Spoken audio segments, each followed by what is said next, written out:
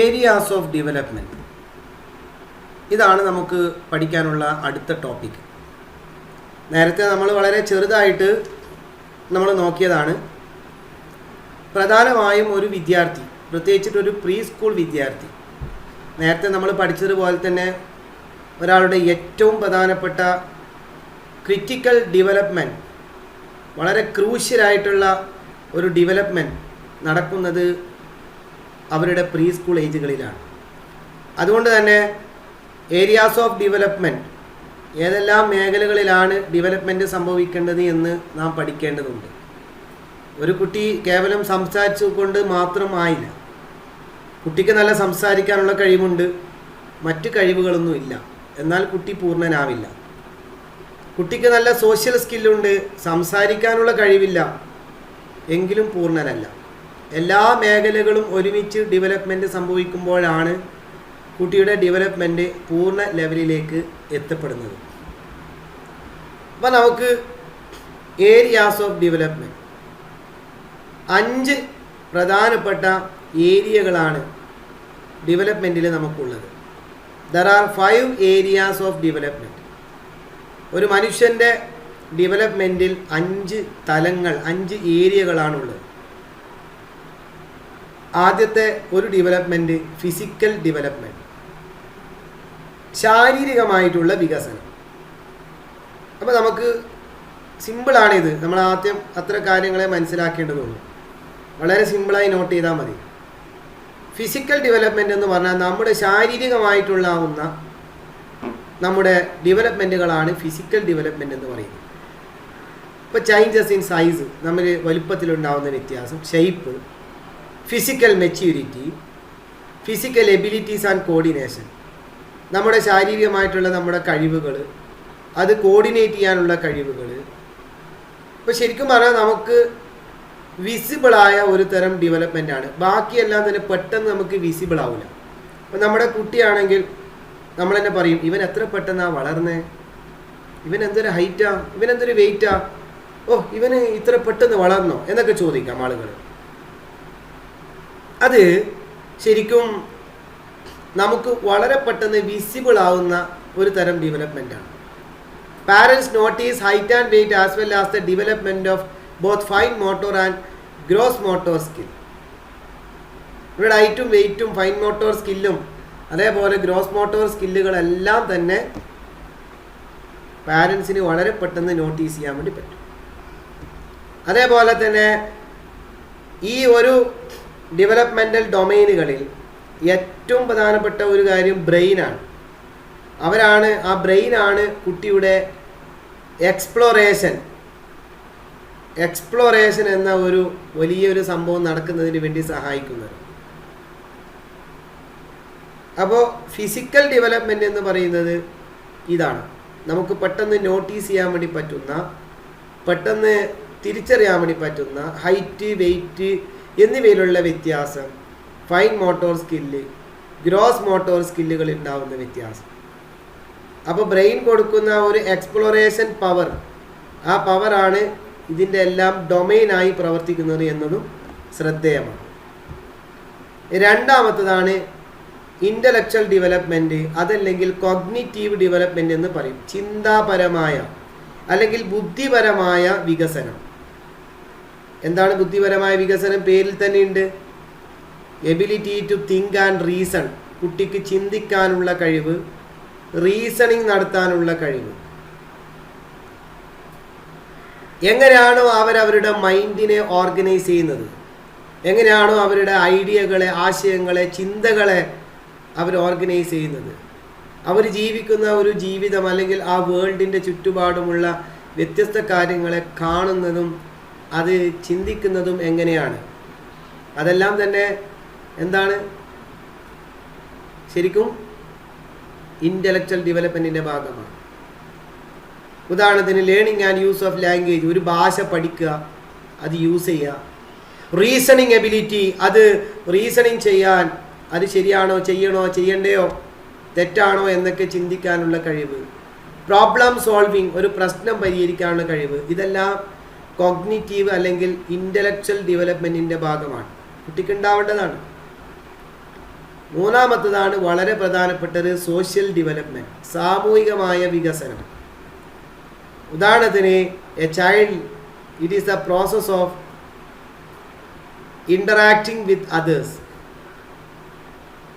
ചുറ്റുപാടുമുള്ള ആളുകളുമായിട്ട് ഇൻ്ററാക്ട് ചെയ്യുന്ന പ്രോസസ്സ്, ഇൻ്ററാക്ട് ചെയ്യാനുള്ള ഒരു പ്രവണതയാണ് സോഷ്യൽ ഡെവലപ്മെൻ്റായി പറയപ്പെടുന്നത്. അവർ വളരുംതോറും അവരുടെ വ്യക്തിത്വം വളരും. സ്വാഭാവികമായിട്ടും they also gain skills to communicate with other people. മറ്റുള്ളവരുമായിട്ട് കമ്മ്യൂണിക്കേറ്റ് ചെയ്യാനും ഇടപെടാനും പ്രവർത്തിക്കാനും അവർ തുടങ്ങും. വളരെ പ്രധാനപ്പെട്ട ഒരു കാര്യമാണ്.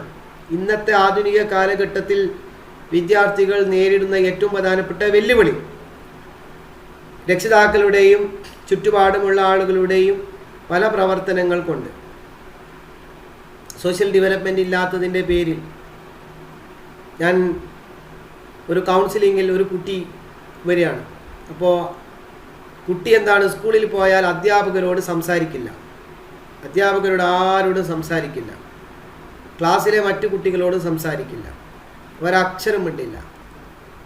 അവസാനം കൗൺസിലിംഗ് വന്നപ്പോൾ കുട്ടിയോട് ചോദിച്ചു, ഒന്നും പറയുന്നില്ല. അവസാനം ചോദിച്ചു, മകളെ നിങ്ങളോട് ആരോടെങ്കിലും സംസാരിക്കണ്ട എന്ന് പറഞ്ഞിട്ടുണ്ടോ? കുട്ടി പറഞ്ഞു, അമ്മ പറഞ്ഞിട്ടുണ്ട് സ്ട്രേഞ്ചേഴ്സായ ഒരാളോടും സംസാരിക്കരുത്. അപ്പോൾ കുട്ടി സ്കൂളിൽ പോയപ്പോൾ അധ്യാപകൻ സ്ട്രേഞ്ചറാണ്, ഫ്രണ്ട്സ് സ്ട്രേഞ്ചറാണ്, അതുകൊണ്ട് ആരോടും സംസാരിക്കുന്നില്ല. അപ്പോൾ ശരിക്കും സോഷ്യൽ ഡെവലപ്മെൻറ്റ് എന്ന് പറയുന്നത് ഫ്രണ്ട്ഷിപ്പ് ഉണ്ടാക്കുന്നതും റിലേഷൻഷിപ്പുകൾ ഉണ്ടാക്കും എങ്ങനെയെന്നുള്ളതാണ്. It often refers to how a child develops friendships and other relationship. അതേപോലെ പിയർ ഗ്രൂപ്പുകൾ, പിയർ എന്ന് പറഞ്ഞാൽ എന്താണ്, സമപ്രായക്കാരായ ആളുകൾ. ഈ സമപ്രായക്കാരായ ആളുകളുമായിട്ട് എങ്ങനെ ഇയാൾ ഇടപെടുന്നു, എന്നിട്ട് എങ്ങനെയാണ് അവർ തമ്മിലുണ്ടാവുന്ന കോൺഫ്ലിക്റ്റുകളെ അവരെങ്ങനെ ഹാൻഡിൽ ചെയ്യുന്നു, ഇതെല്ലാം നമ്മൾ സോഷ്യൽ ഡെവലപ്മെൻറ്റ് ഉണ്ടാക്കേണ്ടതാണ്. അവർ കൂടണം, സംസാരിക്കണം, അതേപോലെ അവർ കോൺഫ്ലിക്റ്റുകൾ ഉണ്ടാകണം, തർക്കങ്ങൾ ഉണ്ടാകണം, അത് അവർ തന്നെ പരിഹരിക്കണം, പിണങ്ങി നിൽക്കണം. അതിനെല്ലാം നമ്മൾ അവസരങ്ങൾ ഉണ്ടാക്കണം. Healthy social development can help your child. നല്ല സോഷ്യൽ ഡെവലപ്മെൻറ്റ് ഒരു കുട്ടിയിൽ ഉണ്ടായാൽ, അഥവാ ഫ്രണ്ട്ഷിപ്പ് ഉണ്ടാക്കുകയും റിലേഷൻഷിപ്പ് ഉണ്ടാക്കുകയും കൂട്ടുകാരൊത്ത് കൂടുകയും കളിക്കുകയും ഇടപെടുകയും ചെയ്താൽ എന്തെല്ലാം മെച്ചങ്ങളാണുള്ളത്. Number 1, develop language skills. ഒന്ന്, ആ കുട്ടിയുടെ ലാംഗ്വേജ് സ്കില്ല് വർദ്ധിക്കും. കാരണം മറ്റുള്ളവരോട് ഇങ്ങനെ സംസാരിക്കല്ലേ. അപ്പോൾ സോഷ്യൽ ഡെവലപ്മെൻറ്റ് ഉണ്ടായിക്കഴിഞ്ഞാൽ ഓട്ടോമാറ്റിക്കലി ലാംഗ്വേജ് സ്കില്ലുകൾ കൂടും. കാരണം പിയർ ഗ്രൂപ്പിൻ്റെ കൂടെ കൂടും, അവരോട് പലതും സംസാരിക്കും, ഇൻട്രാക്ട് വിത്ത് അതർ ചിൽഡ്രൻ. ഇതാണ് അത് ഓട്ടോമാറ്റിക്കലി കമ്മ്യൂണിക്കേഷൻ സ്കില്ല് അഥവാ അല്ലെങ്കിൽ ലാംഗ്വേജ് സ്കില്ല് ഡെവലപ്പ് ചെയ്യാൻ വേണ്ടി കാരണമാക്കുന്നുണ്ട്. ഒരു ബെനിഫിറ്റാണ്. Second 1, build self esteem. സ്വന്തത്തെക്കുറിച്ചുള്ള ഒരു ബോധം. സെൽഫ് എസ്റ്റീം എന്ന് പറഞ്ഞു കഴിഞ്ഞാൽ എനിക്ക് എന്നെക്കുറിച്ചുള്ള മതിപ്പാണ്. ആദ്യം വേണ്ടത് എന്നോടുള്ള മതിപ്പ് എനിക്കാണ്, എന്നിട്ടാണ് ബാക്കിയുള്ളവർക്ക് വേണ്ടത്. അപ്പോൾ സെൽഫ് എസ്റ്റീം ഉണ്ടായാൽ മാത്രമേ കാര്യമുള്ളൂ. ഉദാഹരണത്തിന്, other children provide a child with some of her most exciting and fun experiences. Otherwise, or we can say, when a young child is unable to make friends, it can be frustrating or painful to that particular child. ഒരു കുട്ടിക്ക് മറ്റൊരു കുട്ടിയുമായിട്ട് friendship ഉണ്ടാക്കാൻ പറ്റില്ല എങ്കിൽ അത് ആ കുട്ടിയെ സംബന്ധിച്ചിടത്തോളം ഫ്രസ്ട്രേറ്റിംഗ് ആണ്, വേദനാജനകമാണ്. സ്വന്തത്തെക്കുറിച്ചുള്ള മതിപ്പ് കുട്ടിക്ക് പോകും. കാരണം എനിക്കൊരാളോട് ഫ്രണ്ട്ഷിപ്പ് പോലും ഉണ്ടാക്കാൻ പറ്റുന്നില്ലല്ലോ എന്ന ഒരു ചിന്ത ആ കുട്ടിക്ക് വരും. സെൽഫ് എസ്റ്റീം ഉണ്ടെങ്കിൽ എന്ത് വേണം? ഒരു കുട്ടിക്ക് സെൽഫ് എസ്റ്റീം ഉണ്ടാവണമെങ്കിൽ ആ കുട്ടിക്ക് എന്ത് വേണം? സോഷ്യൽ സ്കില്ലുകൾ ഉണ്ടാവണം, സോഷ്യൽ ഡെവലപ്മെൻറ്റ് ഉണ്ടാവണം. അപ്പോൾ സോഷ്യൽ ഡെവലപ്മെൻറ്റ് ഉണ്ടായാൽ ഒന്ന്, കമ്മ്യൂണിക്കേഷൻ സ്കില്ല് വർദ്ധിക്കും, ലാംഗ്വേജ് വർദ്ധിക്കും, സെൽഫ് എസ്റ്റീം വർദ്ധിക്കും. അതേപോലെ സ്ട്രെങ്തൻ ലേണിംഗ് സ്കിൽ. ആ കുട്ടിയുടെ ലേണിംഗ് സ്കില്ലുകൾ വർദ്ധിക്കും. ഉദാഹരണത്തിന്, ആ കുട്ടി പല കാര്യങ്ങളും പിയർ ഗ്രൂപ്പുകളുമായിട്ട് റിലേഷൻഷിപ്പ് വെക്കുന്ന സമയത്ത് ആ കുട്ടി പിയർ ഗ്രൂപ്പുകളിൽ നിന്നും പല കാര്യങ്ങളും എക്സ്പീരിയൻസിലൂടെയും പല പല പല കാര്യങ്ങളും അവരെന്ത് ചെയ്യുന്നുണ്ട്, പഠിക്കുന്നുണ്ട്. അത് മാത്രമല്ല പല കാര്യങ്ങളും ലേൺ ചെയ്തെടുക്കാനുള്ള ഒരു സ്കില്ല് അവർക്കുണ്ടാവുന്നുണ്ട്. സാധാരണ പഠനങ്ങളൊക്കെ പറയുന്നത്, മനഃശാസ്ത്ര പഠനങ്ങളൊക്കെ പറയുന്നത് എന്താണ്, ശരിക്കും ക്ലാസ്മേറ്റുകൾ അല്ലെങ്കിൽ പ്രീ സ്കൂളുകളിലുള്ള ക്ലാസ്മേറ്റുകളുടെ ഇടപെടൽ പിന്നീടുള്ള അക്കാഡമിക് ഡിഫിക്കൽട്ടിയെ വരെ ബാധിക്കുന്നുണ്ട് എന്നാണ്. അതായത് ചെറുപ്പ സമയത്ത് അച്ഛനമ്മമാർ പറയും ആരോടും കൂട്ടുകൂടണ്ട, ഒറ്റക്ക് നടന്നാൽ മതി, ആരോടും കൂടണ്ട, എല്ലാവരും കഞ്ചാവ് അടിക്കുന്നവരാണ്, മയക്കുമരുന്ന് ഉപയോഗിക്കുന്നവരാണ്, കൂടണ്ട എന്ന് പറഞ്ഞാൽ പിന്നീട് അക്കാഡമിക് ഡിഫിക്കൽട്ടീസ് വരെ വരും. അപ്പോൾ എല്ലാവരും കഞ്ചാവ് അടിക്കുന്നവരൊന്നുമല്ല. നമ്മൾ കൊടുക്കുന്ന മെസ്സേജുകൾ നന്നാവണം. മകനെ നല്ല ഫ്രണ്ട്സിനെ കൂട്ടണേ, നല്ല ഫ്രണ്ട്സുമായിട്ട് കൂടണേ, നല്ല ഫ്രണ്ട്സ് ഉണ്ടാക്കണേ, add your friends, add your friends, add your friends എന്ന മെസ്സേജ് തന്നെ നമ്മൾ കൊടുക്കണം. അപ്പോൾ ആ കുട്ടിക്ക് കൂടുതൽ പഠിക്കാനും ലേണിംഗ് സ്കില്ല് നേടാനും അത് കാരണമാകും. മറ്റൊന്ന് റിസോൾവ് കോൺഫ്ലിക്ട്സ്. പിയർ ഗ്രൂപ്പുകളായിട്ട് ഇടപെടുന്ന സമയത്ത് പല തർക്കങ്ങളും പല അടിപിടികളൊക്കെ വരും. അത് സ്വന്തമായിട്ട് അവർ തന്നെ റിസോൾവ് ചെയ്യും, അവർ തന്നെ അത് പരിഹരിക്കും, ആ കഴിവുണ്ടാകും. മറ്റൊന്ന് എസ്റ്റാബ്ലിഷ് പോസിറ്റീവ് ആറ്റിറ്റ്യൂഡ്. ഒരു നല്ല പോസിറ്റീവ് ആറ്റിറ്റ്യൂഡ്, ഒരു സെൽഫ് കോൺഫിഡൻസ് ഉണ്ടാകും. എനിക്കും ആളുകളുമായിട്ടൊക്കെ ബന്ധപ്പെടാനും സംസാരിക്കാനുമുള്ള കഴിവുണ്ട് എന്നൊരു തോന്നൽ വരും, ഒരു പോസിറ്റീവ് ആറ്റിറ്റ്യൂഡ് ഉണ്ടാകും. ഇതെല്ലാം സോഷ്യൽ ഡെവലപ്മെൻറ്റ് ഉണ്ടായാലുള്ള മെച്ചങ്ങളാണ്. മറ്റൊന്ന് ഇമോഷണൽ ഡെവലപ്മെൻറ്റ്. പിന്നെ വരേണ്ടത് വൈകാരികമായിട്ടുള്ള ഡെവലപ്മെൻ്റ് ആണ്. നേരത്തെ ഞാൻ ക്ലാസ് തൊട്ട് മുമ്പത്തെ യൂണിറ്റിൽ അല്ലെങ്കിൽ ആ ഒരു പാർട്ടിൽ ഈ വിഷയത്തിനെ കുറിച്ച് സംസാരിച്ചിരുന്നു. ഇമോഷണൽ ഡെവലപ്മെൻറ്റ് എന്ന് പറയുന്നത് അല്ലേ, പല രീതിയിലുള്ള ഇമോഷൻസും, ജലസി, അസൂയ, ആങ്കർ, ദേഷ്യം, ഫ്രസ്ട്രേഷൻ, സാഡ്, ഹാപ്പി, ഇതെല്ലാം വരണ്ടേ? അതെല്ലാം വരണം. അതന്നെ സിമ്പിള്, നേരത്തെ പഠിച്ച വിഷയമായതുകൊണ്ട് കൂടുതൽ എക്സ്പ്ലെയിൻ ചെയ്യേണ്ടതില്ല. ഇമോഷണൽ ഡെവലപ്മെൻറ്റ് എന്ന് പറയുന്നതാണ് കുട്ടിയുടെ ഇമോഷണൽ. കുട്ടി കരയാൻ പാടില്ല, കുട്ടി ചിരിക്കാൻ പാടില്ല, എൻജോയ് ചെയ്യാൻ പാടില്ല, ഫ്രസ്ട്രേഷൻ ഇരിക്കാൻ പാടില്ല, കുട്ടിക്ക് ദേഷ്യം വരാൻ പാടില്ല, പേടി വരാൻ പാടില്ല, എല്ലാം അവർ അനുഭവിക്കണം. പക്ഷേ ഒന്നും അമിതമാവരുത്. പേടി, അമിതമായ പേടി വെറുതെ കുട്ടിയെ പേടിപ്പിക്കുക, അമിതമായി ദുഃഖിപ്പിക്കുക, അമിതമായി ഫ്രസ്ട്രേഷനിലേക്ക് തള്ളിവിടുക, അതൊന്നും പാടില്ല. എന്നാൽ എല്ലാ ഇമോഷനുകളും ആ കുട്ടി എന്ത് ചെയ്യണം, രുചിച്ചിരിക്കണം. അതെല്ലാം അനുഭവിക്കാനുള്ള അവസരങ്ങൾ കുട്ടിക്ക് കൊടുത്തിരിക്കണം എന്നാണ്. അത് കഴിഞ്ഞാൽ പിന്നെ ലാംഗ്വേജ് ഡെവലപ്മെൻറ്റാണ്. എന്തിനാ ലാംഗ്വേജ്? ലാംഗ്വേജ് എന്ന് പറയുന്നത് എന്തിനാണ്? What is the use of language? Language is four communication. അത് കമ്മ്യൂണിക്കേഷനാണ്. അപ്പോൾ അത് ഡെവലപ്മെൻറ്റ് വരണം. കമ്മ്യൂണിക്കേഷൻ എന്ന് പറയുമ്പോൾ ഒരു ലാംഗ്വേജിൽ 4 സ്കില്ലുകളാണ് വേണ്ടത്. LSRW പ്രത്യേകം നോക്കണം. ഒരു ലാംഗ്വേജ്, ഏതൊരു ലാംഗ്വേജ് ആണെങ്കിലും LSRW, ലിസണിങ്, ഒന്ന് ലിസൺ ചെയ്യണം, ആ ലാംഗ്വേജ് കേൾക്കണം. പിന്നെ S ആണ് സ്പീക്കിംഗ് എന്ന് പറഞ്ഞാൽ സംസാരിക്കണം. R റീഡിങ്, വായിക്കണം. W റൈറ്റിംഗ്, അല്ലെങ്കിൽ അത് എഴുതണം. അപ്പോൾ ഒരു ലാംഗ്വേജ് ഡെവലപ്മെൻറ്റ് എന്ന് പറയുമ്പോൾ ഈ 4 സ്കില്ലുകളും അതിലുണ്ടാവണം. അപ്പോൾ ശരിക്കും ഈ ലാംഗ്വേജ് ഡെവലപ്പ് ചെയ്താൽ മാത്രമേ കൃത്യമായി കമ്മ്യൂണിക്കേറ്റ് ചെയ്യാനും ഒക്കെ ഇവർക്ക് സാധിക്കുകയുള്ളൂ.